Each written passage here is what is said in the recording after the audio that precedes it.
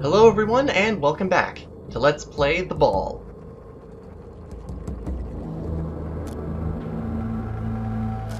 Finally made it to the final of the traditional survival maps, Nextic. Smother your foes in black gold and ensure they see the light. It may be a crude punishment, but they'll certainly warm to you. Nextic in Nahuatl translates to ashen, ash-colored, or gray.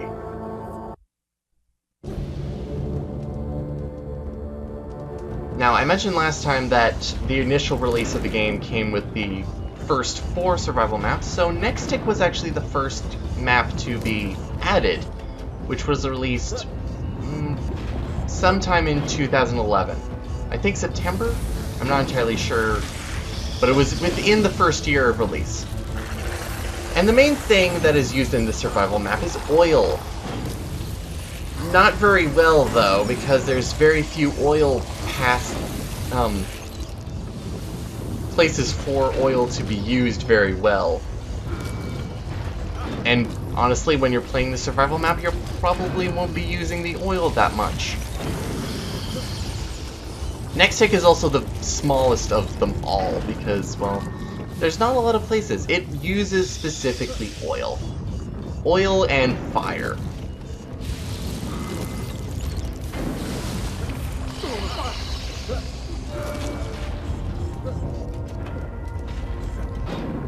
Now, I think the advantage for being a small little map like so is that you can easily cuddle enemies around and kill them off fast enough so that you can get through this survival map a little bit quicker than before.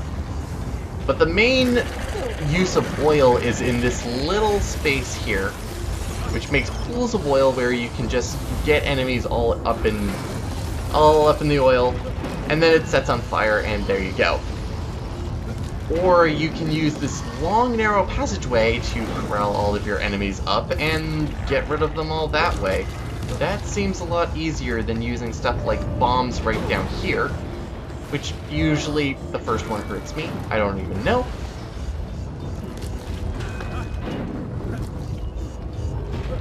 Another place that it's really good to camp out is in this little corner between these 2 fire traps.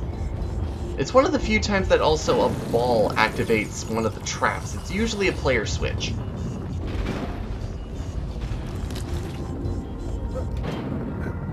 Now, I've talked about pretty much the main elements of this game, which is the gameplay, both with the puzzles and the combat. I've talked about the graphics, I've talked about how cool everything looks, and I can just look at the Tlaloc enemy design all rippin' day and never get tired of it.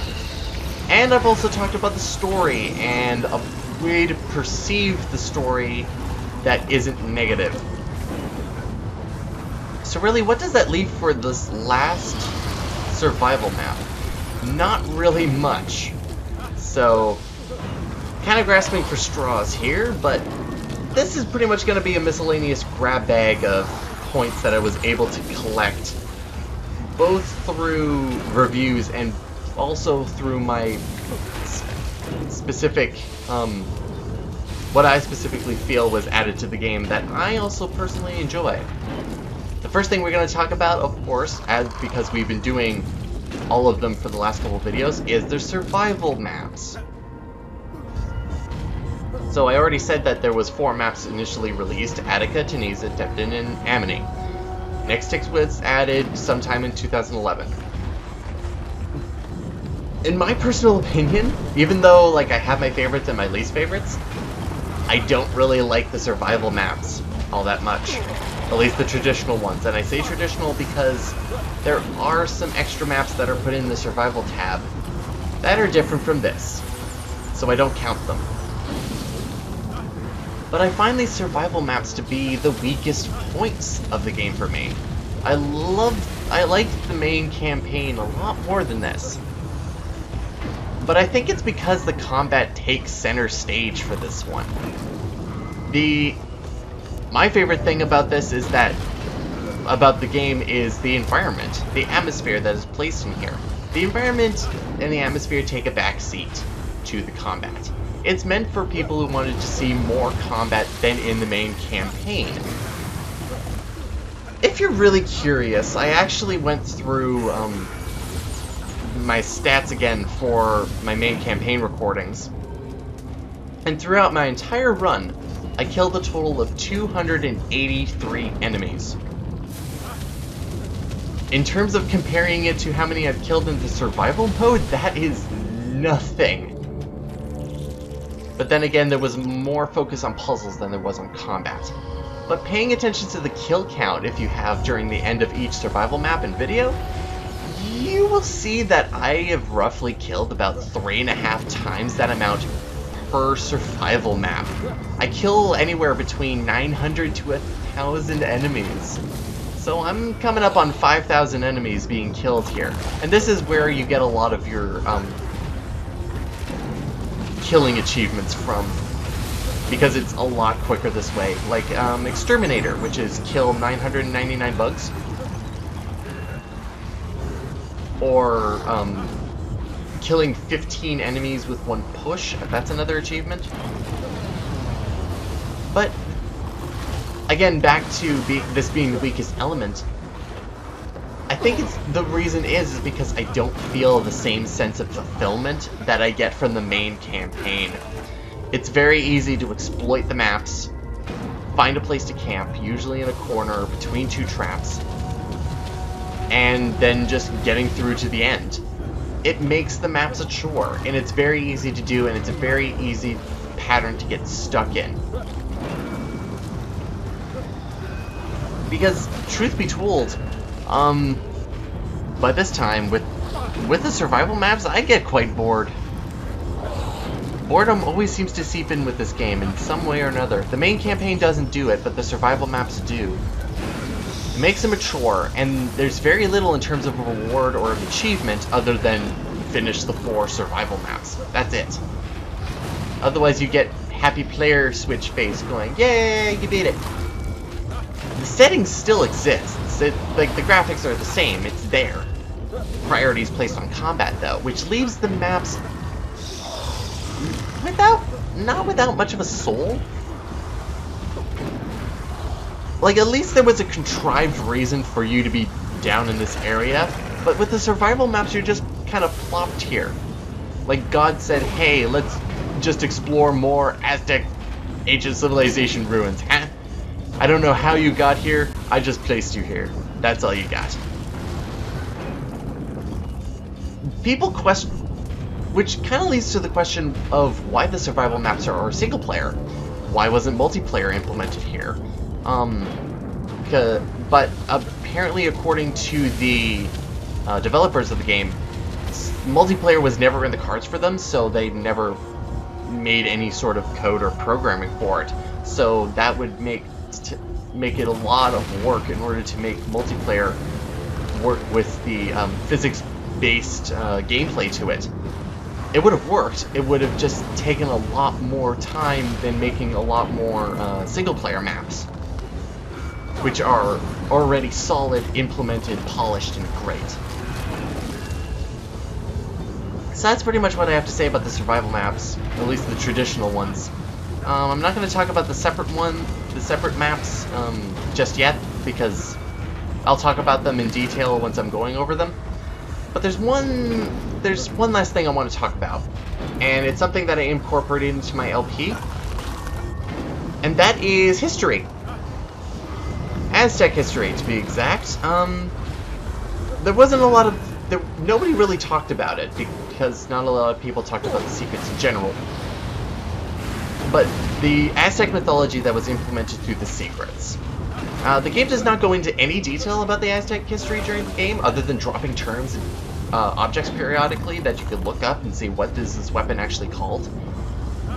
And each secret was named after an Aztec deity of some sort, and I was glad to take the time to learn a bit about the history and time and area of the world. I'm talking about this because that is one thing I enjoy about video games in general, where you can learn something interesting outside of the game. especially something where you can learn something educational, such as history. You generally have to do it to yourself, so there's some self-autonomy to it. The game is not going to really help you that much other than give you the term, and you have to pretty much have the will to go, I wonder what that means, and do it that way. But that is valuable to show the educational abilities games can have, because it's not a spoon-feed you facts and whatnot. It's an enabling ground for what can be done. This, of course, is not the best example of that, because well, the game can be not really that engaging on its own, and, well, it's a mature rating, so younger kids will probably be turned away from it. It's not going to be seen in a school at any point in the future. But this kind of shows that it is a step in the right direction.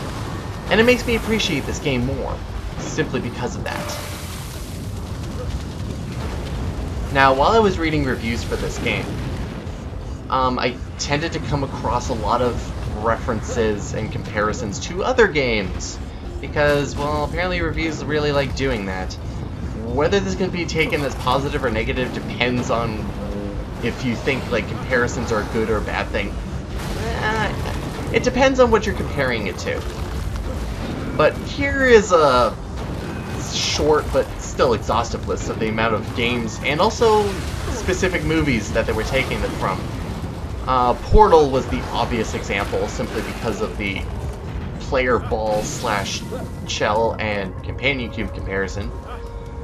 The physics-based platform, puzzle solving and whatnot. Indiana Jones, simply because of the design of our character. We're an archaeologist, that kind of thing. Painkiller was actually another game which was compared, simply because of the hectic combat and enemies coming right at you.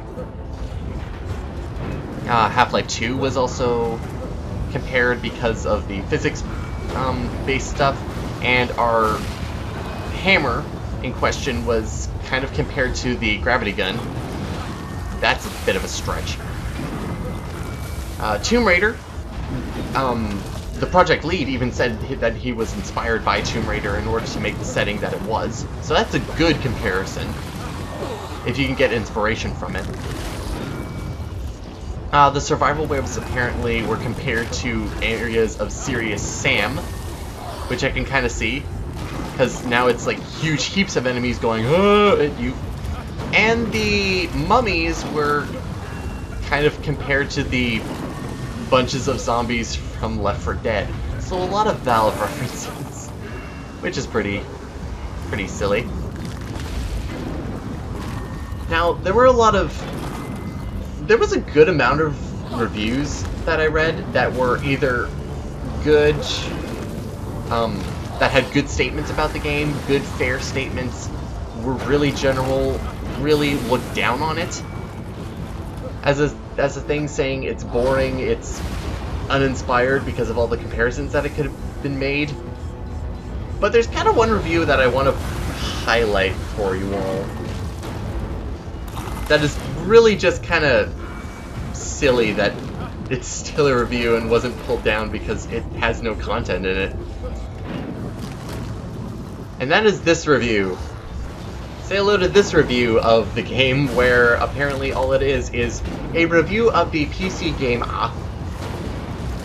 10 out of 10. He gave it a 10 out of 10. 3 out of 11 users found this helpful. So thanks, guy, for making wonderful, wonderful stuff. But that is going to be it for all of the traditional survival maps. I don't know if you enjoyed this or not. And if you did, well, hopefully it was for a different reason other than it was either the gameplay or you like listening to me talk. I don't really know. But next time we're going to be taking on one of the newer and non-survival maps. New mini campaigns. So I'll see you next time, everyone.